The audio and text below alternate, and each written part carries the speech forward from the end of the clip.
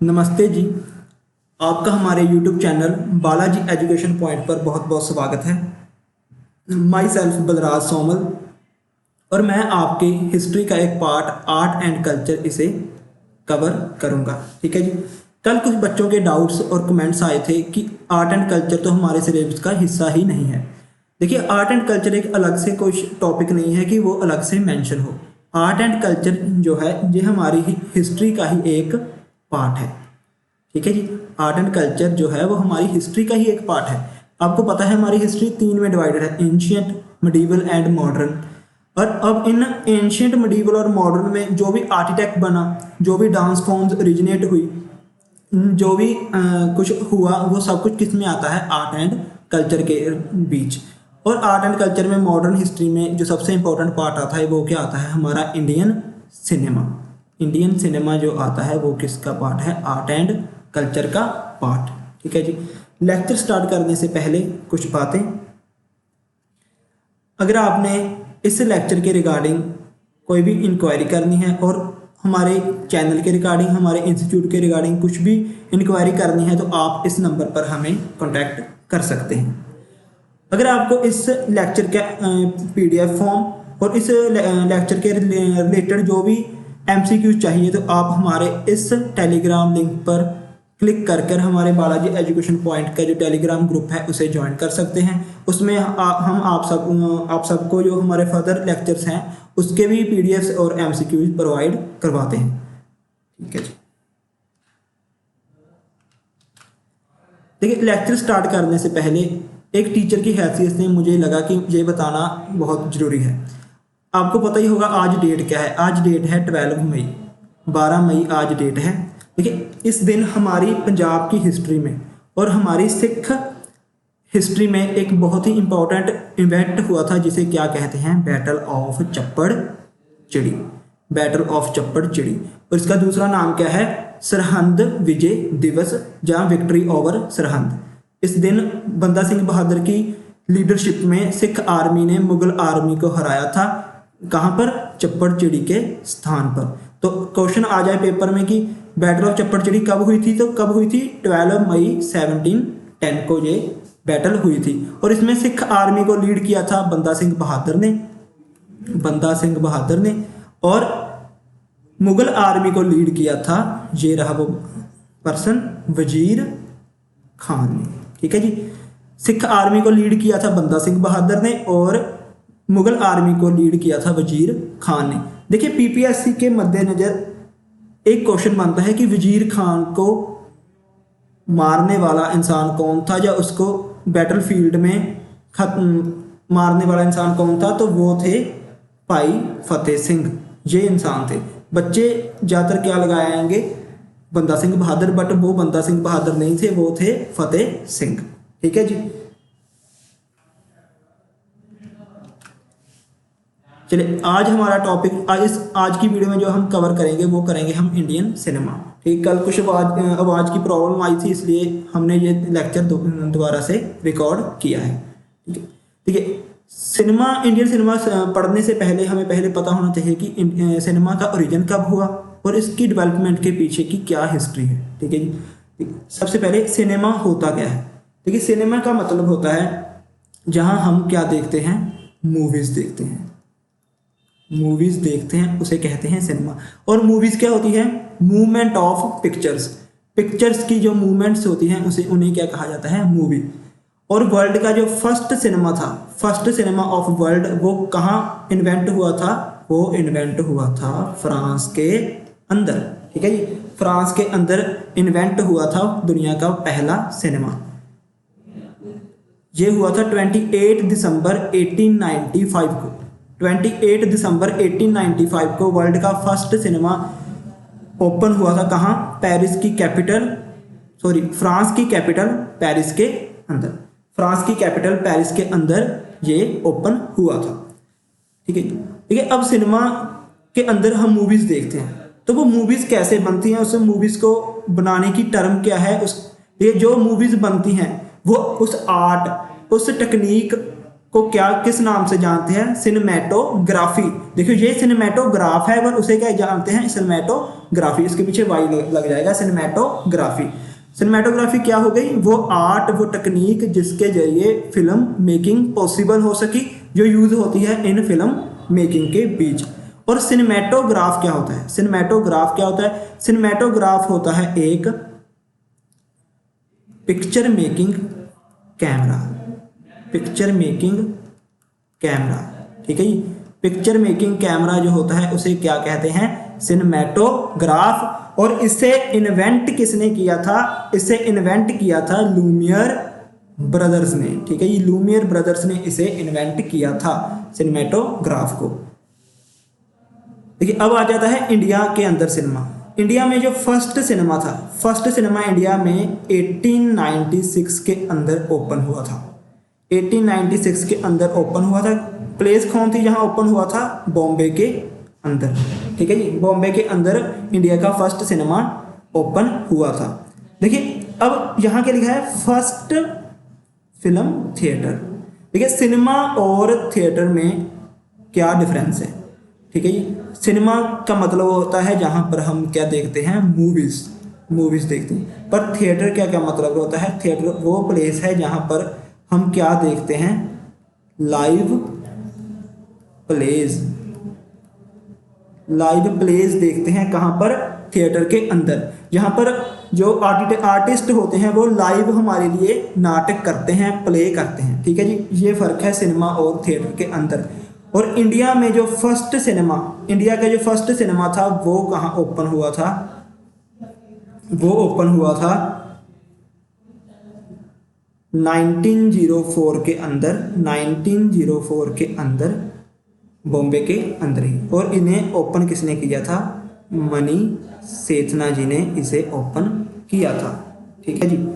ये था हमारा सिनेमा की ओरिजिन एंड इसकी डेवलपमेंट। देखिए एक बार रिवाइज कर लेते हैं। First cinema in the world France में, फ्रांस की कैपिटल पेरिस के अंदर। डेट 28 दिसंबर 1895। इसे याद करना इतना इंपॉर्टेंट नहीं है, ये सिर्फ आपकी नॉलेज के लिए आपको बताई गई है, ठीक है जी। सिनेमेटोग्राफ आपको पता लग गया, जो पिक्चर मेकिंग कैमरा होता है उसका, उससे कहते हैं सिनेमेटोग्राफ। और इसे इन्वेंट किया था लूमियर ब्रदर्स ने।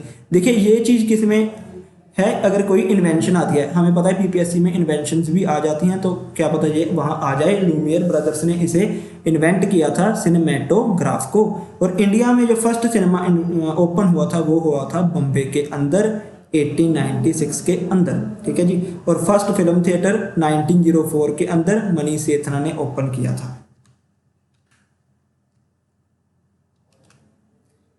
आगे आते हैं ईराज, इंडियन सिनेमा के युग।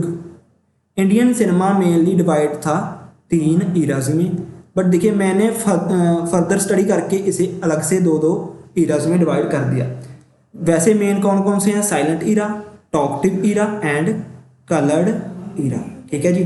बट मैंने इसे और बेसिस पर डिवाइड किया है। पहला जो मैंने इंडियन सिनेमा को डिवाइड किया है वो किया है on the basis of voice. एक ईरा के अंदर फिल्म्स में वॉइस नहीं थी, कोई डायलॉग डिलीवरी नहीं थी, कुछ नहीं था, सिर्फ एक्टिंग थी। और एक ईरा में आके क्या हो गया? वॉइस एडअप हो गई, उसमें डायलॉग्स आ गए, उसमें सॉन्ग्स आ गए। तो पहला आता है साइलेंट ईरा। साइलेंट ईरा का जो टाइम पीरियड है वो है 1896 टू 1931। 1896 टू 1931 का जो टाइम पीरियड है उसे किस नाम से जाना जाता है? साइलेंट ईरा के नाम से।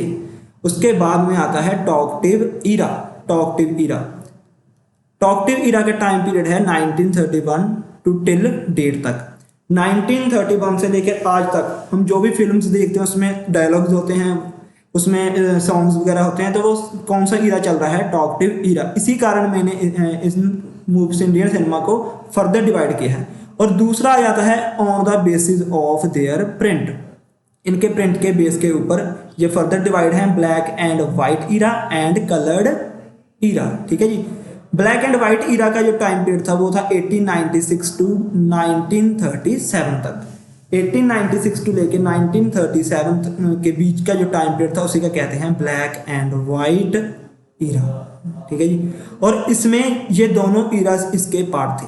Silent era and talkative era किसके पार्ट थे? ब्लैक एंड वाइट ईरा के। इन दोनों ईराज में जो भी मूवीज बनी वो क्या थी? ब्लैक एंड वाइट थी।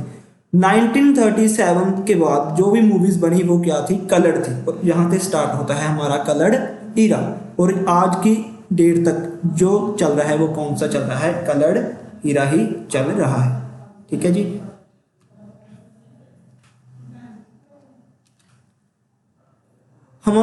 अब हम डिटेल में पढ़ेंगे साइलेंट ईरा के बारे में। देखिए ये आपको पिक दिख रही होगी, इस पिक में जो मूवी की ये क्लिप ली गई है वो सारी क्या है, ब्लैक एंड वाइट है। ठीक है जी। और ये किस मूवी का क्लिप है, ये है इंडिया की first movie of Indian cinema का क्लिप है, जिसका नाम क्या था, सत्यवादी राजा हरीश चंद्र। सत्यवादी राजा हरीश चंद्र इस मूवी का नाम था। तो फर्स्ट क्वेश्चन जो मोस्ट इंपॉर्टेंट क्वेश्चन हमारा बनता है वो कौन सा है, which is the first movie of Indian cinema, that is सत्यवादी राजा हरीश चंद्र। और दूसरा फर्स्ट साइलेंट मूवी भी कौन सी हो गई, सत्यवादी राजा हरीश चंद्र ही। और ये रिलीज हुई थी 3 मई 1930 को। ठीक है, 3 मई 1913 को ये रिलीज हुई थी, राजा हरीश चंद्र। और इसके प्रोड्यूसर कौन थे, दादा साहेब फाल्के। दादा साहेब फाल्के इस मूवी के क्या थे, प्रोड्यूसर थे। ठीक है, अब प्रोड्यूसर और डायरेक्टर में भी डिफरेंस होता है, वो आगे मैं आपको बताऊंगा। ठीक है जी।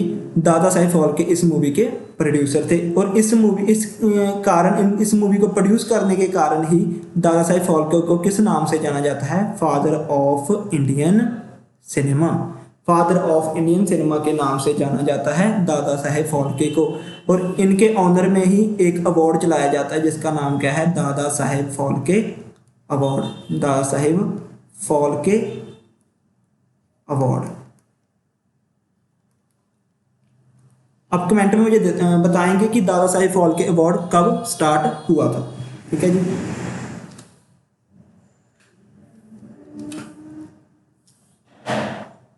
अब एक चीज आती है birth of Indian cinema.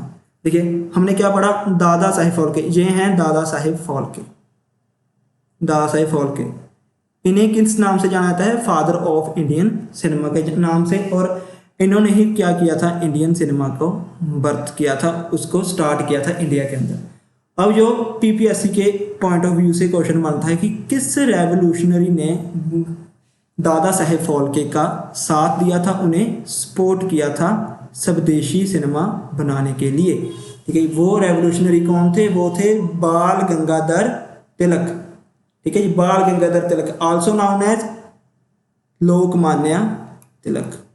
Lokmanya Tilak के नाम से इन्हें जाना जाता है, बाल गंगाधर तिलक को। आप मुझे कमेंट में बताएंगे कि लोकमान्य का टाइटल बाल गंगाधर तिलक को किसने दिया था। ठीक है जी, ये टाइटल किसने दिया था, बाल गंगाधर तिलक को।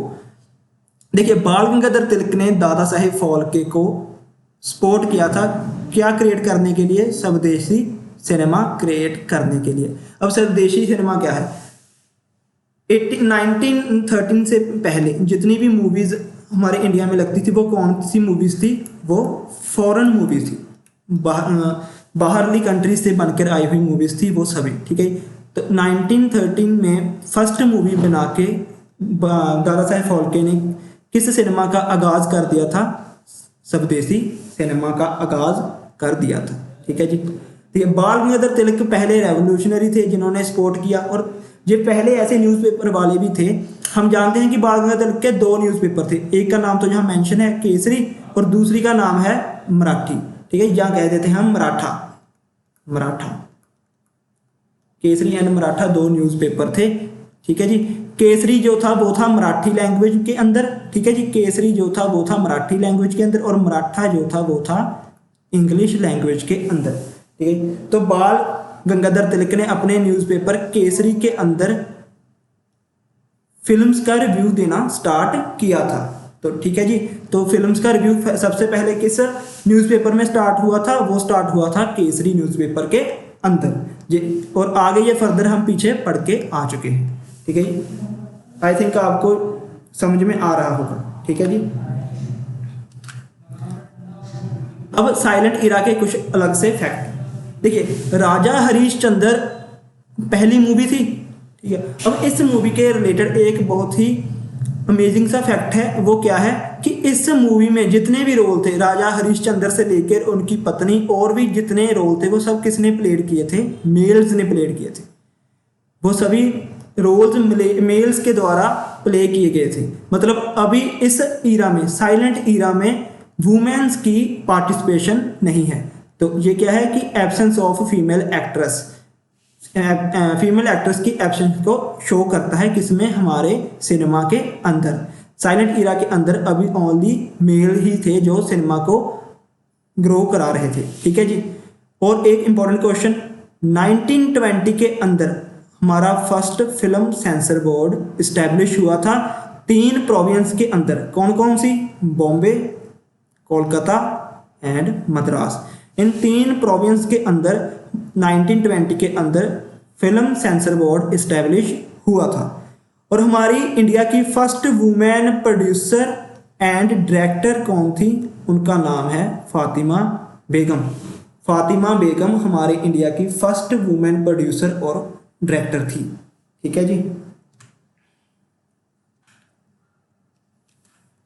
देखिए 1921 के अंदर एक मूवी बनाई जाती है जिसका नाम क्या है? नल दमनती। नल दमनती एक मूवी बनाई जाती है। अब ये मूवी क्यों इंपॉर्टेंट है? क्योंकि ये इंडिया की फर्स्ट ऐसी मूवी है जो बनी थी with the help of foreign country, जो किसी दूसरी कंट्री की हेल्प के साथ बनी थी। उस मूवी का नाम क्या है? नल दमनती। नल दमनती। और वो कंट्री कौन थी जिसकी हेल्प ली गई थी? इटली।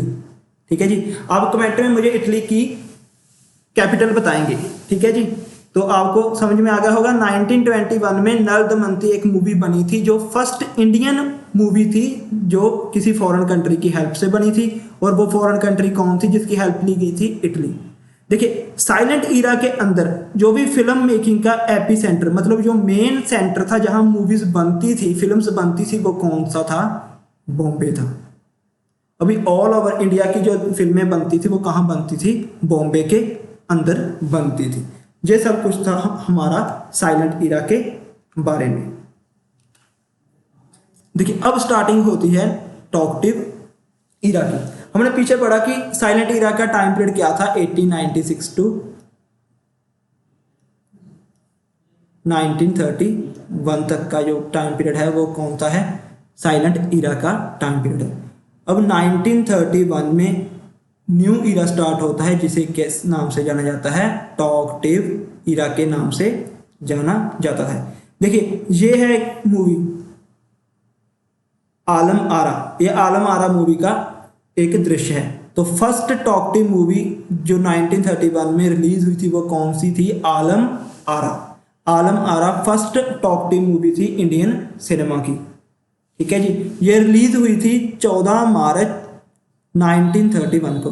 14 मार्च 1931 को ये रिलीज की गई थी आलम आरा। और इसके डायरेक्टर थे आदर्श ईरानी। आदर्श ईरानी इस मूवी के क्या थे? डायरेक्टर थे। हाँ मैंने आपको पीछे बताया था कि मैं आपको प्रोड्यूसर और डायरेक्टर का डिफरेंस बताऊंगा, वो इसी क्या होता है। देखिए प्रोड्यूसर क्या होता है? प्रोड्यूसर क्या होता है? प्रोड्यूसर वो होता है जो हैंडल करता है बिजनेस साइड को। मूवीज में जितना पैसा लगना है वो सब कुछ कौन हैंडल करता है? प्रोड्यूसर हैंडल करता है। और डायरेक्टर, जो डायरेक्टर है वो हैंडल करता है मूवीज की,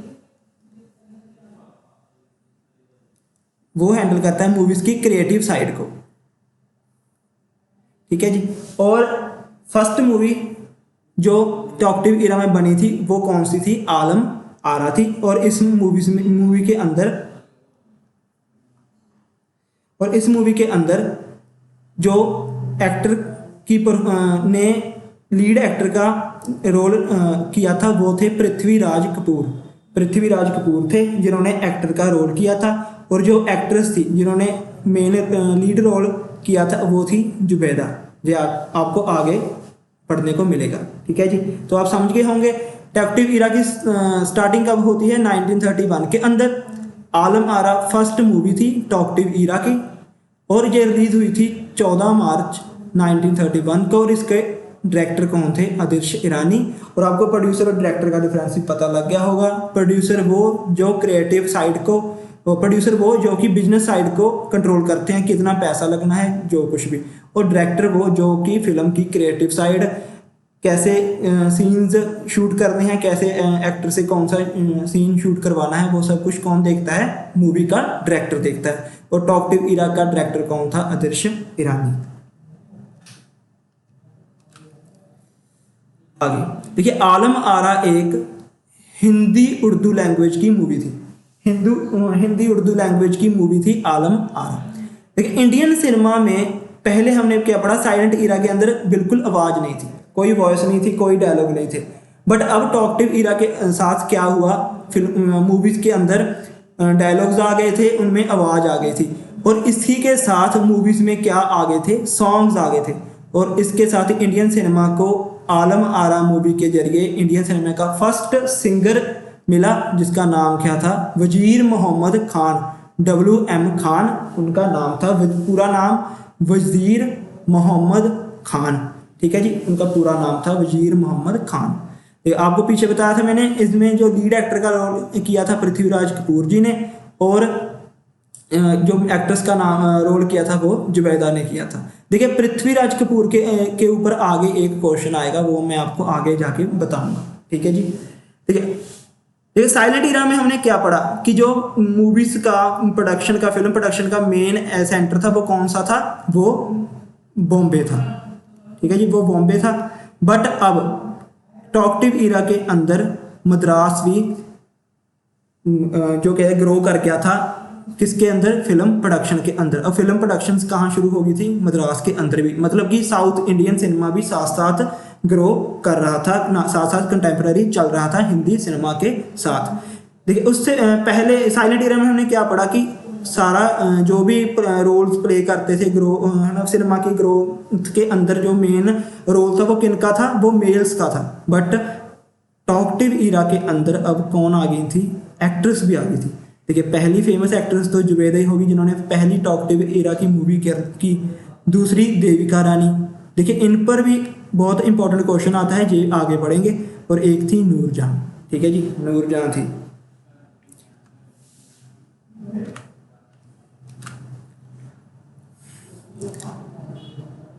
आगे आता है third era, coloured era of Indian cinema. देखिए, ये देखिए जहाँ पिक बनी हुई है किसान कन्या की, जो क्या थी? फर्स्ट मूवी थी इंडियन सिनेमा की, कलर्ड मूवी थी, फर्स्ट कलर्ड मूवी थी किसकी? इंडियन सिनेमा की। किसका नाम क्या था? किसान कन्या। देखिए, हमने पीछे जितनी भी पिक्स देखी वो क्या थी? Black and white. बट किसान कन्या के साथ इसका जो प्रिंट आया वो क्या आया? कलर्ड प्रिंट आया, ठीक है जी, वो कलर्ड प्रिंट आया।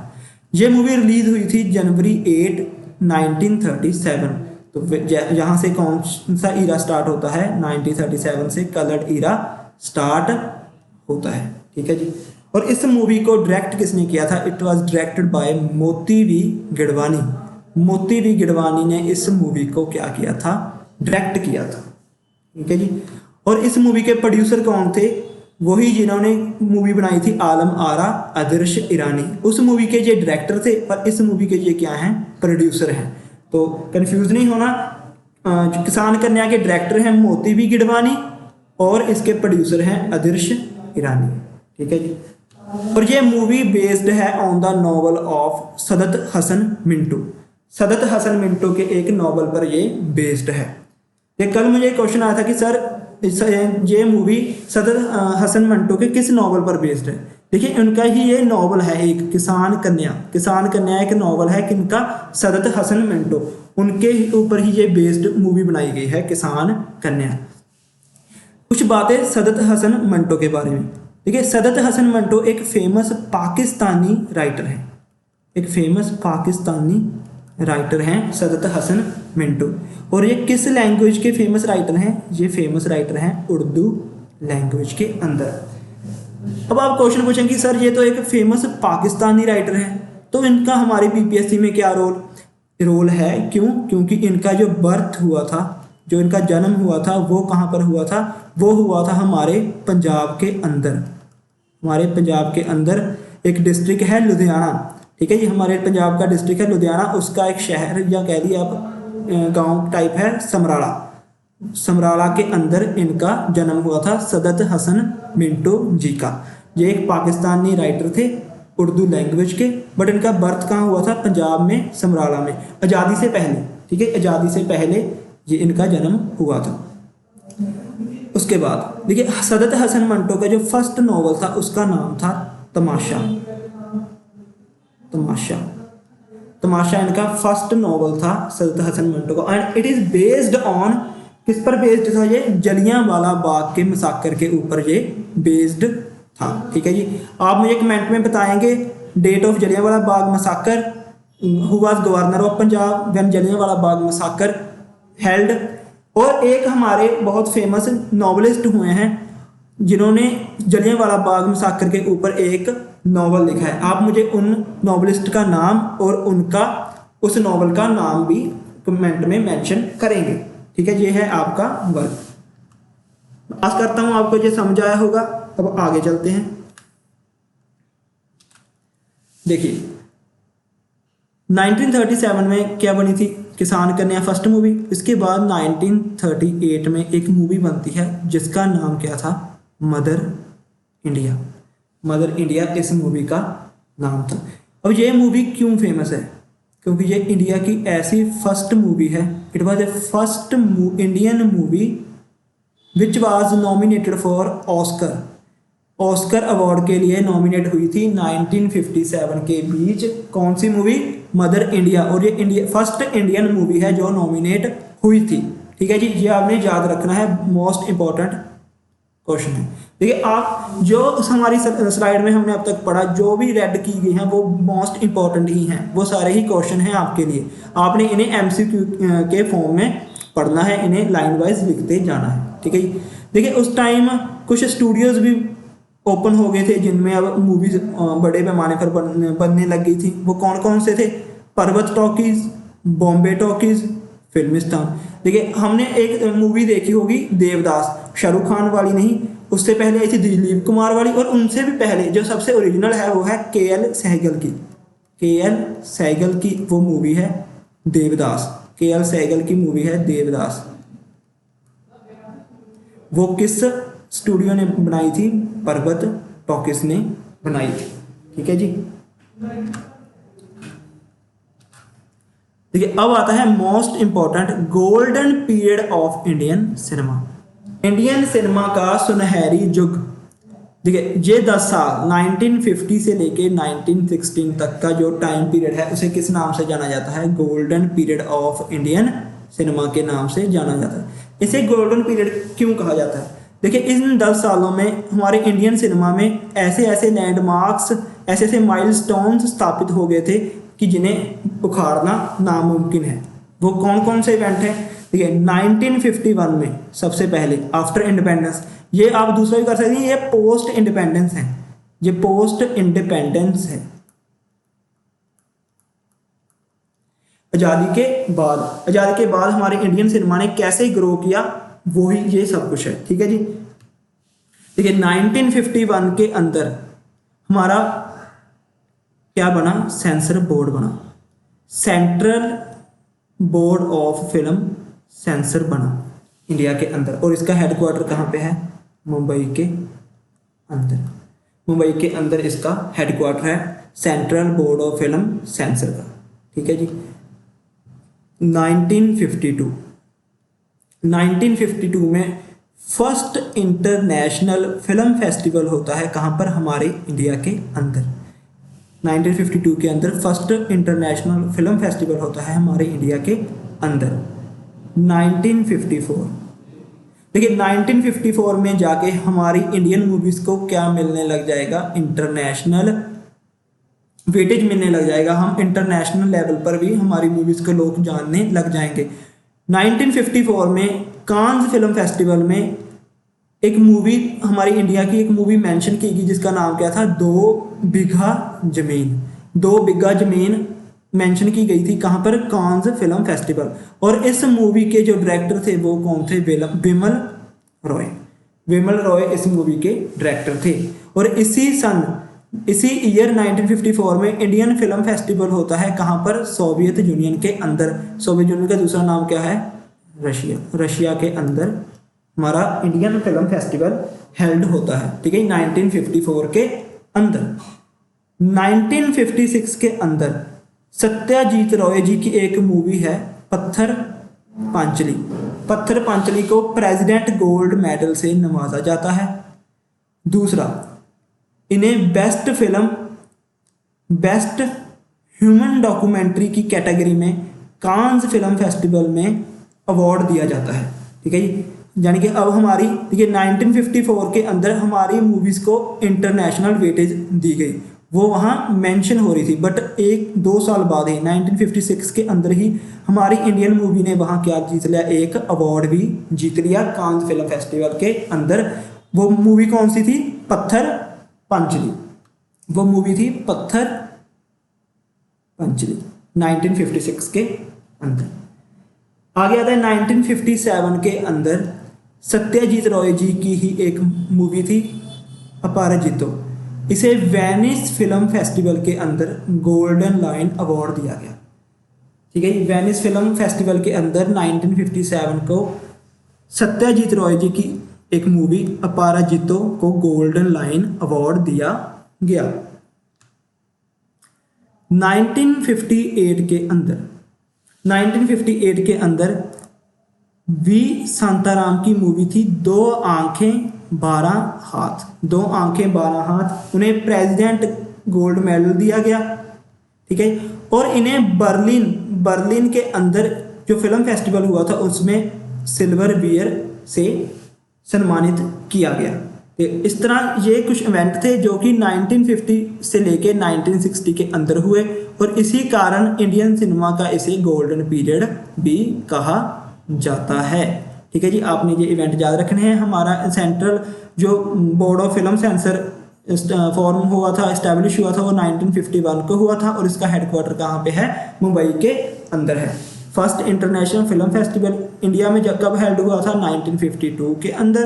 1954 के अंदर विमल रॉय की पहली जो मूवी थी 2 बिग्गा जमीन, उसे कांस फिल्म फेस्टिवल के अंदर मेंशन किया गया था। देखिए, मेंशन किया गया था, कोई अवार्ड नहीं मिला था, मेंशन किया गया था। और हमारा इंडियन फिल्म फेस्टिवल हेल्ड होता है कहाँ? सोवियत यूनियन में। इसी तरह 1956 के अंदर सत्यजीत रॉय की मूवी पत्थर पंचाली को कांस फिल्म फेस्टिवल में बेस्ट ह्यूमन डॉक्यूमेंट्री के लिए अवार्ड से सम्मानित किया जाता है।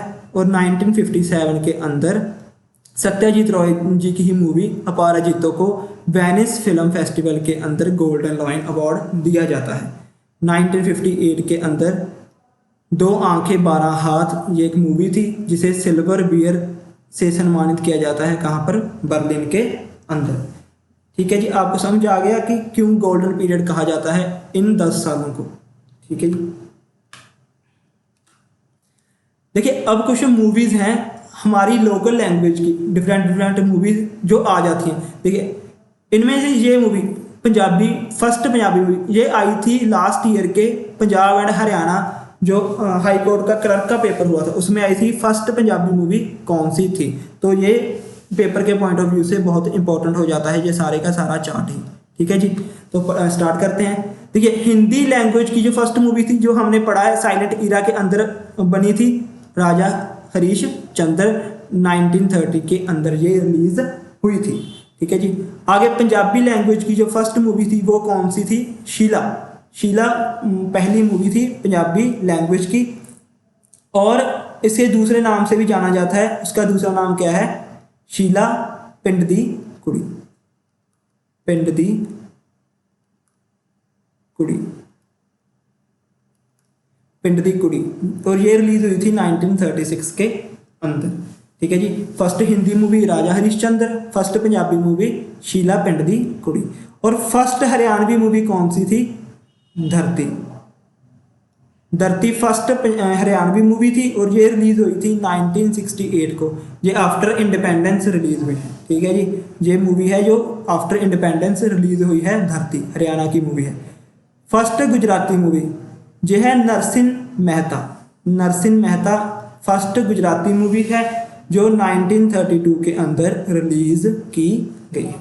देखिए, नरसिंह मेहता पे एक क्वेश्चन बनता है कि नरसिंह मेहता वो पर्सन थे जिन्होंने महात्मा गांधी के एक फेवरेट सॉन्ग था, महात्मा गांधी का एक फेवरेट सॉन्ग था जिसका क्या नाम था?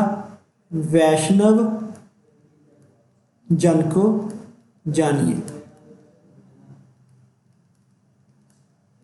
वैष्णव जन को जानिए, ये महात्मा गांधी का फेवरेट सॉन्ग था। वो किसने लिखा था? वो लिखा था नरसिंह मेहता जी ने लिखा था। और उन पर ही एक फर्स्ट गुजराती मूवी बनाई जाती है, किस ईयर में? 1932 के अंदर।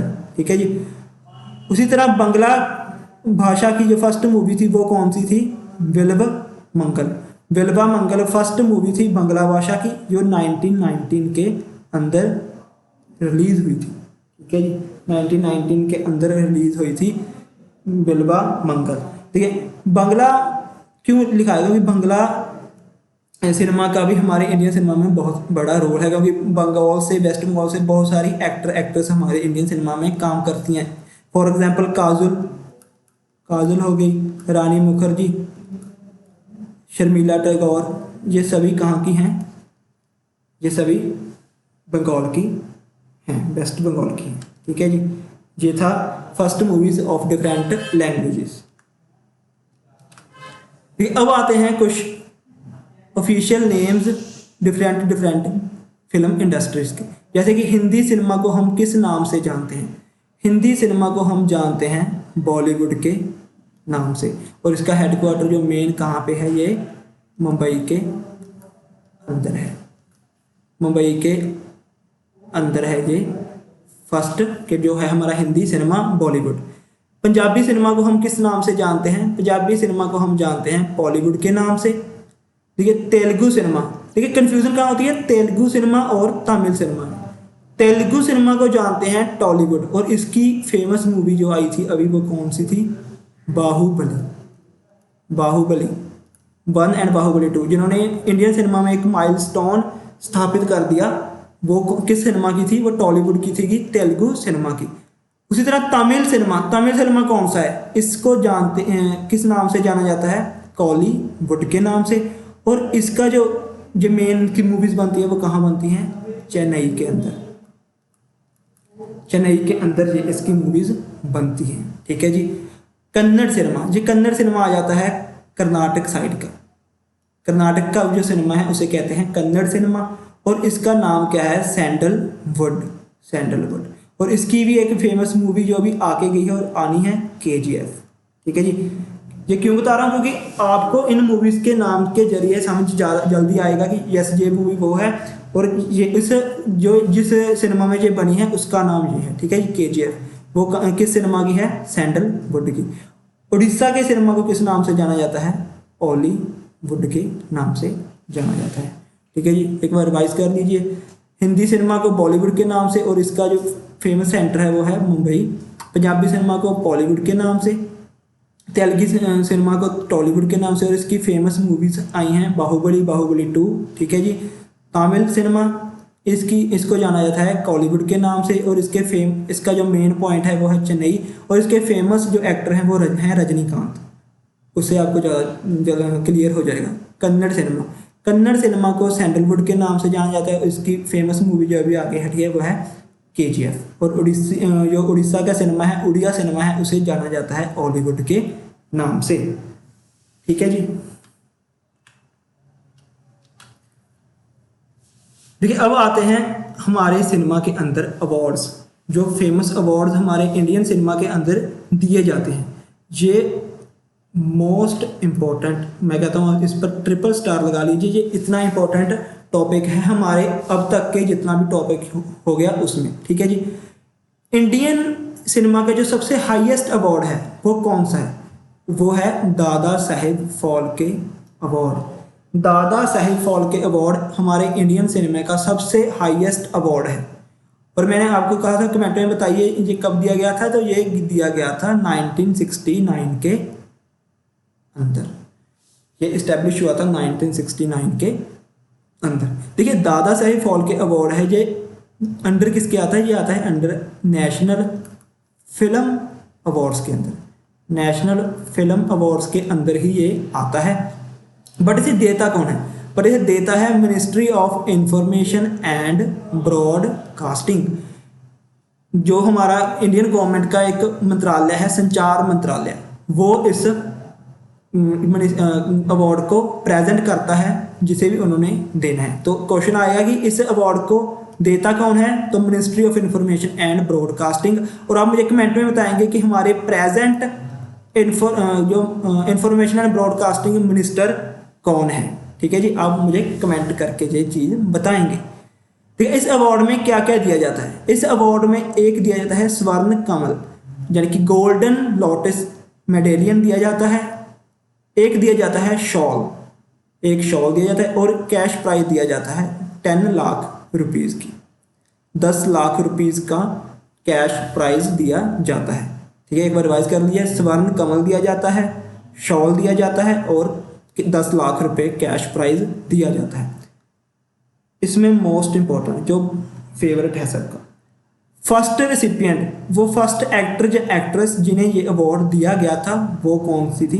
देविका रानी। ठीक है, मैंने आपको पीछे बताया था ना कि इनका ऊपर एक क्वेश्चन बनेगा, बहुत मोस्ट इंपॉर्टेंट, वो यही है कि देविका रानी फर्स्ट ऐसी एक्टर या एक्ट्रेस थी जिन्हें ये अवार्ड दिया गया था, दादा साहेब फाल्के अवार्ड। ठीक है जी, देविका रानी। अब कुछ जो करंट अफेयर से रिलेटेड है, देखिए ये अवार्ड लास्ट टाइम जो दिया गया है वो दिया गया है फॉर 2018 के लिए, 2018 के लिए ये अवार्ड दिया गया था। ये दिया गया था हमारे वेटरन एक्टर अमिताभ बच्चन जी को, Amitabh Bachchan ji for his lifetime achievement के लिए, उनकी लाइफ टाइम अचीवमेंट के लिए इंडियन सिनेमा में उन्होंने जो अपनी ज़िंदगी भर कमाई की है उनके लिए इन्हें ये दादा साहेब फाल्के अवार्ड दिया गया। बट ये किस ईयर का है? 2018 का, और ये 2018 में ही ये लास्ट टाइम दिया गया था। ठीक है जी, ठीक है। अब दादा साहेब फाल्के अवार्ड पर एक अलग से क्वेश्चन क्या बनता है जो थोड़ा सा हाई लेवल का है, क्या दादा साहेब फाल्के अवार्ड पोस्टथॉमसली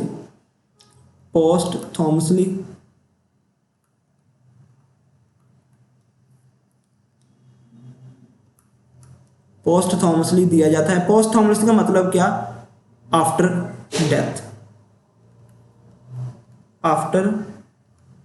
डेथ क्या ये दिया जाता है? तो इसका आंसर क्या आएगा कि ये आफ्टर डेथ दिया जाता है। यस, ठीक है जी। तो Dada Saheb Phalke award after death भी दिया जाता है। अब क्वेश्चन अराइज होता है कि आफ्टर डेथ किन किन को मिला? तो आफ्टर डेथ ये 2 एक्टर्स को ही मिला है। एक फर्स्ट थे पृथ्वीराज कपूर,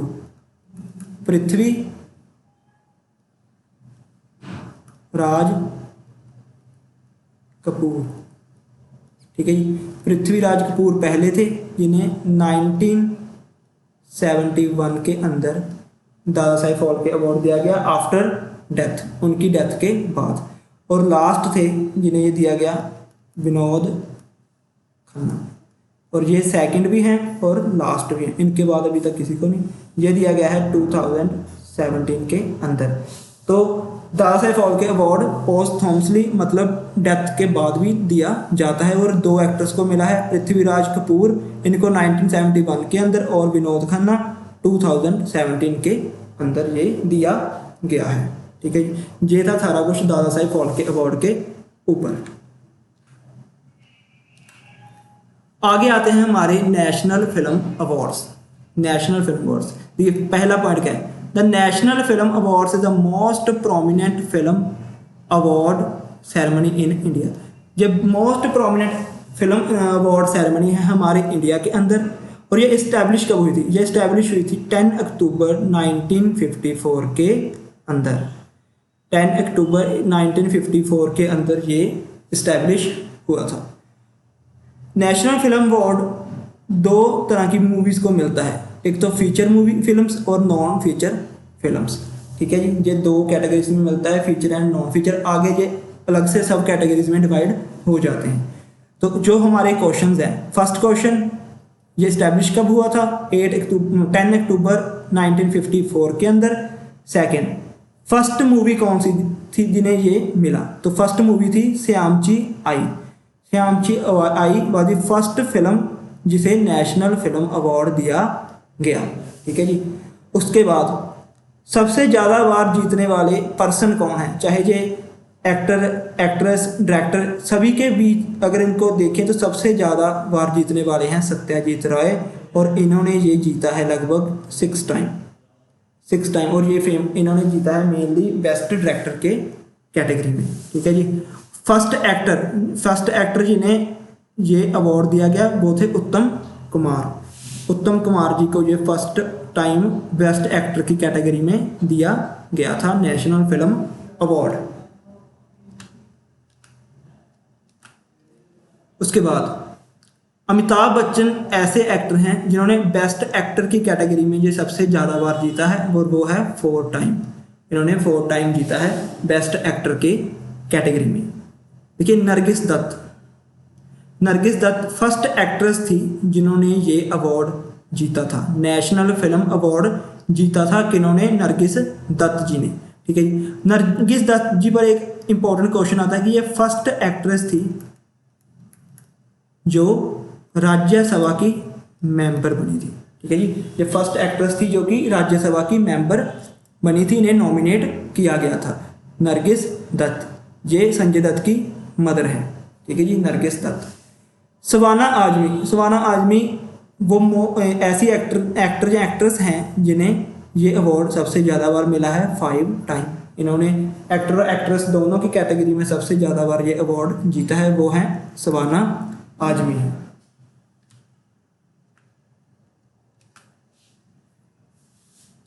देखिए आगे आता है फिल्म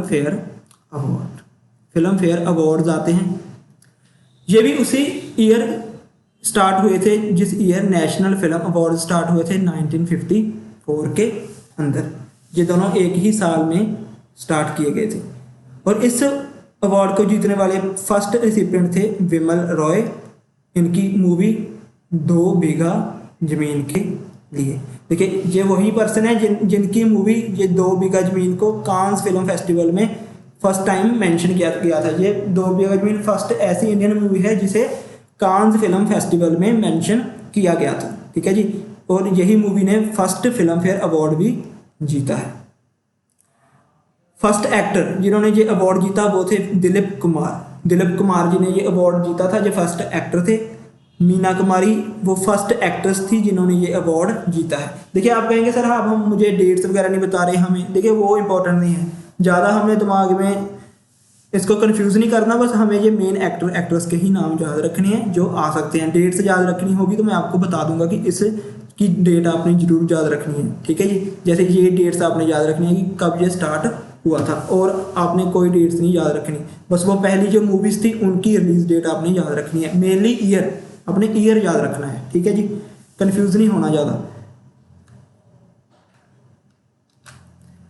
अब आता है ऑस्कर इंटरनेशनल फिल्म अवार्ड, जिसको इंटरनेशनल लेवल पर इंटरनेशनल मूवीज़ को जो दिया जाता है उसे कहते हैं ऑस्कर। ये सबसे बड़ा है, वर्ल्ड का सबसे बड़ा अवार्ड जो सिनेमा के फील्ड में दिया जाता है। देखिए ऑस्कर का दूसरा नाम क्या है? Academy award. ये क्यों कहते हैं एकेडमी अवार्ड? क्योंकि ये दिया जाता है किसकी तरफ से? American academy of motion arts and science. American academy of motion arts and science की तरफ से ये अवार्ड दिया जाता है। इसी कारण इस अवार्ड को किस नाम से जाना जाता है? एकेडमी अवार्ड्स के नाम से जाना जाता है। देखिए ये अवार्ड फर्स्ट टाइम जब दिया गया था तब ये दिया गया था 16 मई 1929 के अंदर। ये 16 मई 2019 के अंदर ये दिया गया था। देखिए बट ये 29 के अंदर जब 1929 के अंदर जब स्टार्ट किया गया था तब ये किसी साल ईयर दे दिया जाता था, किसी साल नहीं।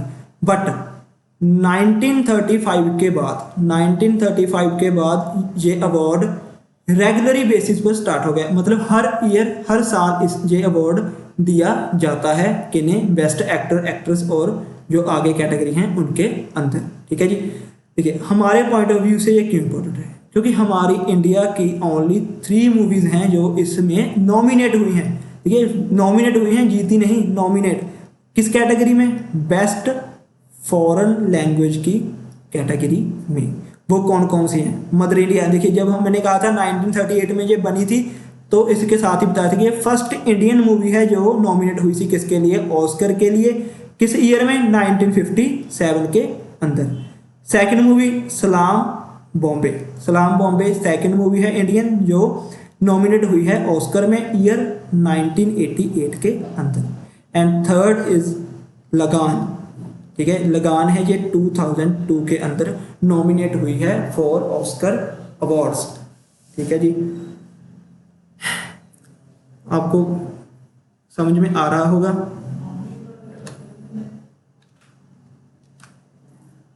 अब आते हैं वो इंडियन पर्सनैलिटीज जिन्होंने क्या जीता, ऑस्कर जीता। ठीक है जी, ऑस्कर जिन जिन पर्सनैलिटीज ने ऑस्कर जीता उनके बारे में हम पढ़ेंगे।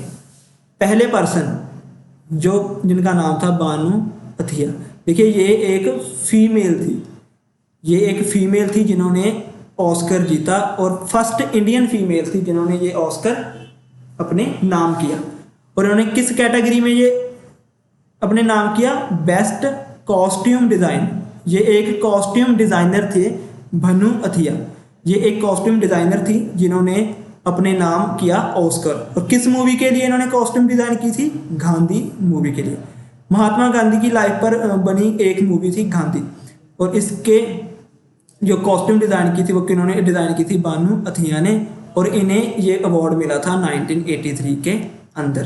ठीक है, ये 1983 में फर्स्ट इंडियन जिन्होंने ऑस्कर जीता वो थी भानु अथिया। सेकंड है सत्यजीत राय।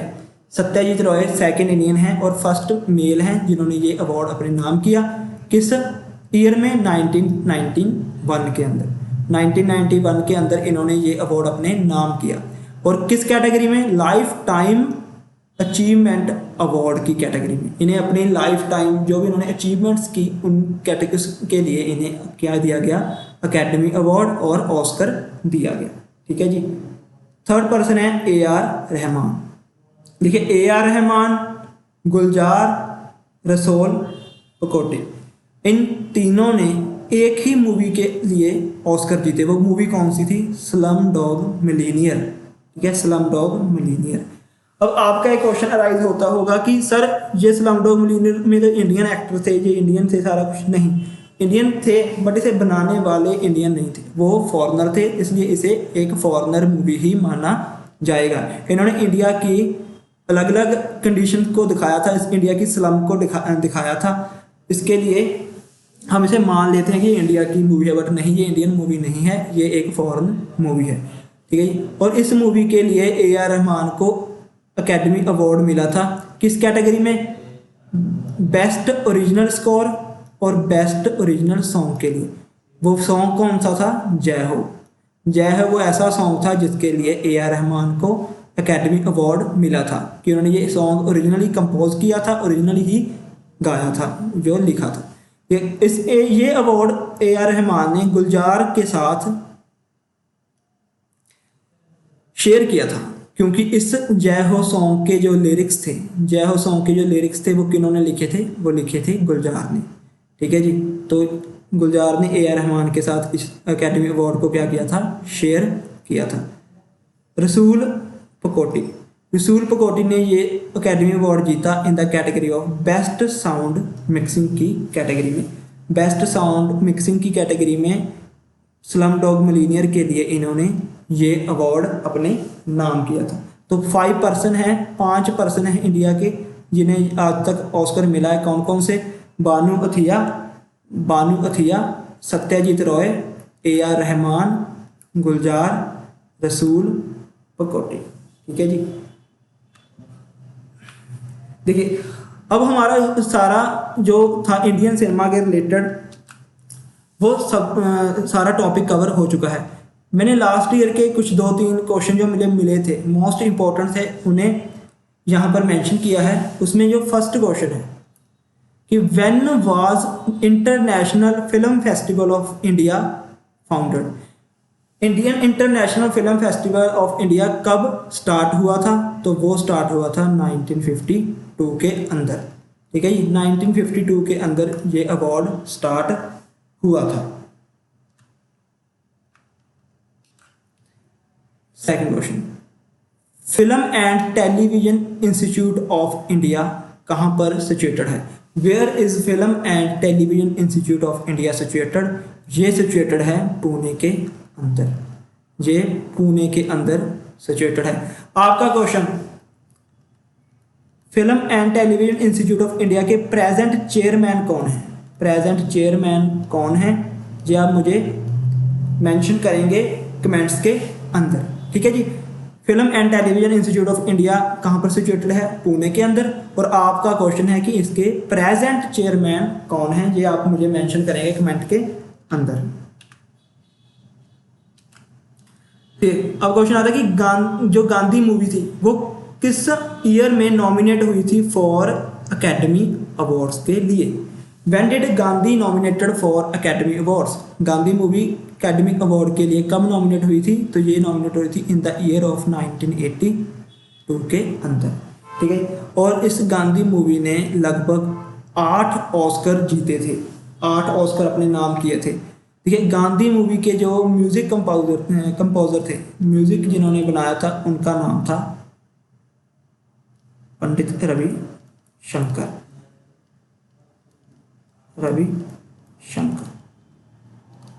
ये थे इस मूवी के म्यूजिक कंपोजर, ये एक इंडियन थे। तो ये थे आपका लेक्चर इंडियन सिनेमा के ऊपर, आर्ट एंड कल्चर का फर्स्ट पार्ट। और मैं आशा करता हूँ कि आपको समझ में आया होगा। और अगर आपको ये हमारा लेक्चर पसंद आया तो प्लीज़ इस वीडियो को लाइक कीजिए और हमारे चैनल को सब्सक्राइब कीजिए। Thank you.